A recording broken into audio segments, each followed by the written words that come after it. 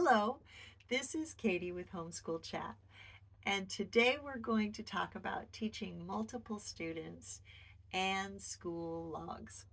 So let's get right into it. Teaching multiple students.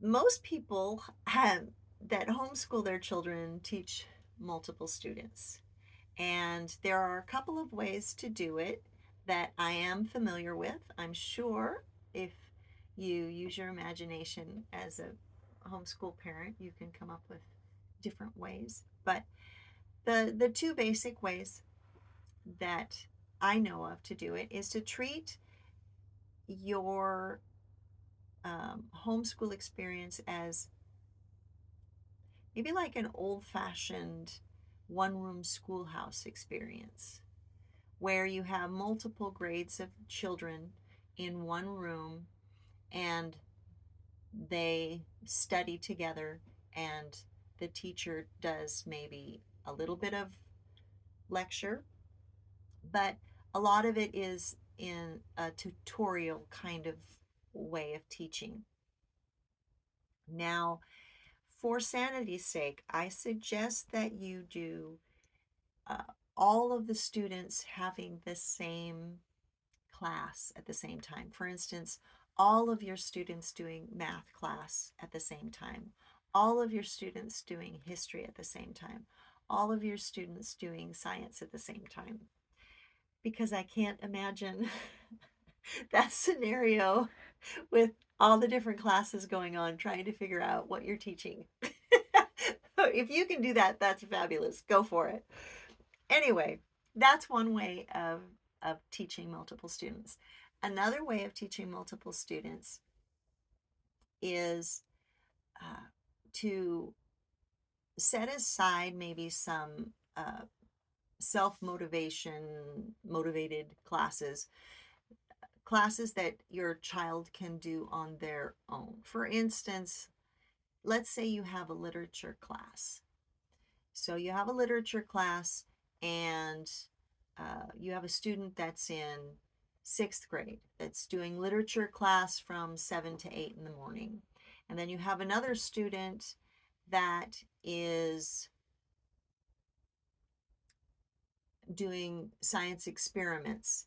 And that student's very good, self-motivated with science experiments. So they can do science experiments from 7 to 8 without many questions. Let's say that it's super simple setup and there's really not very many questions at all. Then what you can do is you can have a student in another room and you can give them one-on-one attention. So if you have a preschool child, you can read them a story or something like that. Do something where you need to be there. So that's the other way of teaching. And as a homeschool parent, use your imagination and come up with the best solutions for your lifestyle and for for your situation, for who you are as a teacher.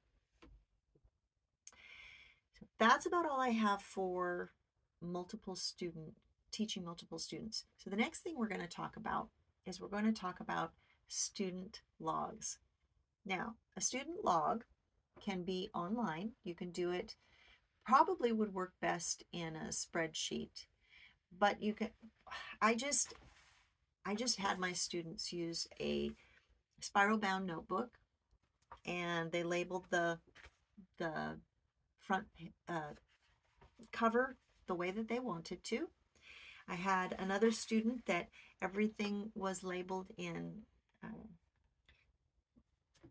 sparkly glue and super fancy, but every child is different.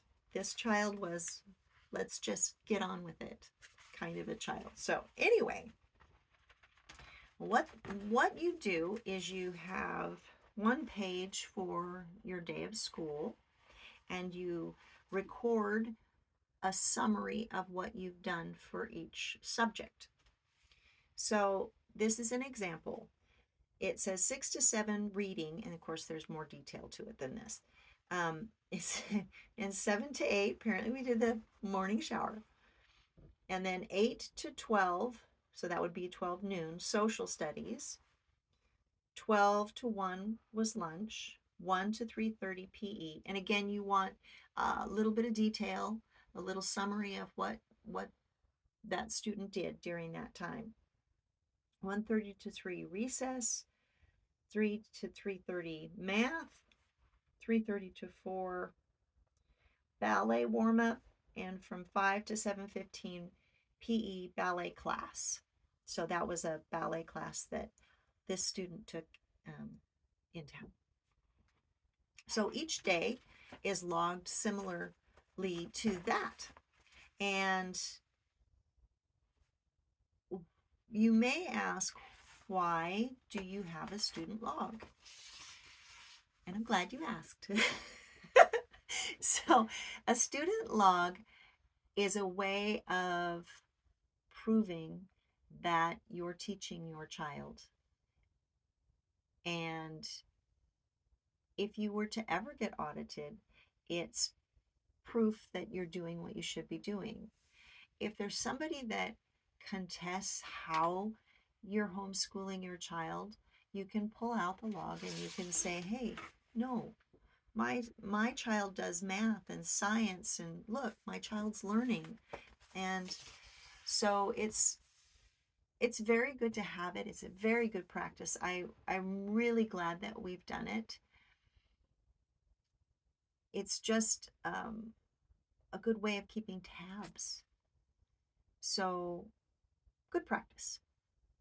Anyway, that is about all I have for student logs.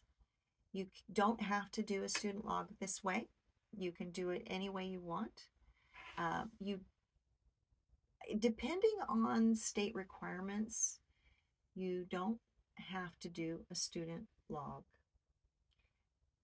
You might look into it a little bit. And if you choose not to do it, again, you're the homeschool parent that's deciding how this works. But that's the reason for student logs. Anyway, thank you so much for joining me, and have a wonderful day. Bye.